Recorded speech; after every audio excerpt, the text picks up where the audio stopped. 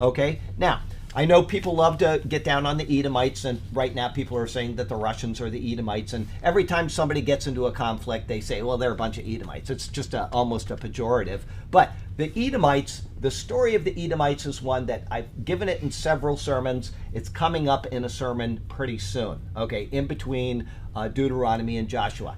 The story of the Edomites as a people is that they were brothers.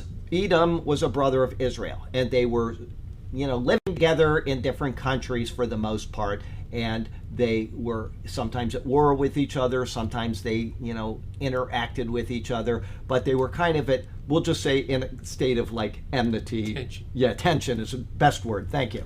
They're in a state of tension with each other, okay?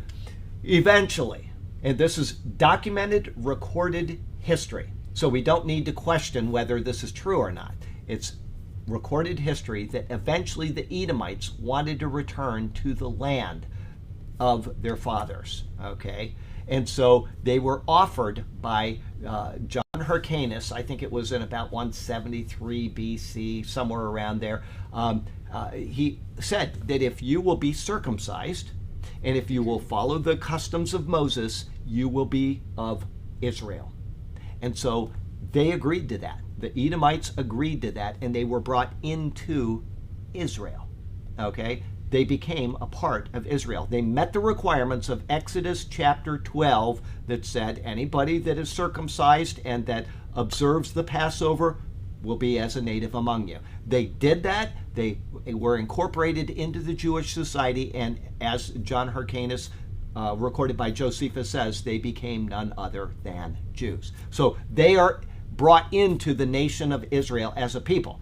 How do we know this? Is because one of the kings of Israel later was Edomite, the Idumean, who is Herod the Great. Okay? And so they were among the people. They were considered Jews. His grandson, great-grandson, King Agrippa, talked to Paul.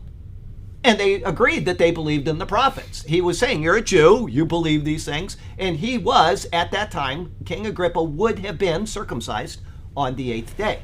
But the lineage of Paul goes all the way back to Israel, whereas the lineage of Agrippa was mixed. It went partly Jew because his mother or whoever was, partly Edomite. And so he could say, see, I'm better than you. He didn't do that when he faced Agrippa, but he could have said, listen, I go all the way back.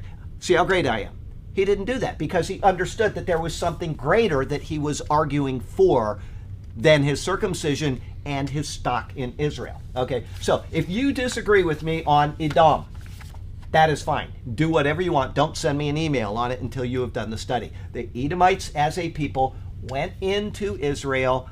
They were accepted into Israel. They met the requirements of Exodus chapter 12. They were circumcised. They observed the Passover. They were assimilated into Israel. And that is a point. There's a point about Edom that becomes completely relevant to the world in which we live because they did this. Because it says that Jacob I loved and Esau I hated. And this is all coming up in a sermon. I've given it before, and I'll give you the information again coming up. But if that is true, and if Edom is now a part of Israel, what happened to Israel in AD 70? It was destroyed. They were exiled. So that means that the Edomites that are part of Israel, who are Israel, are now in the world. Right. And so when you say you're a bunch of Edomites, you're speaking to the Jews as well as anybody else, because they incorporated that group of people into who they are. And yet, that same group of people is now where?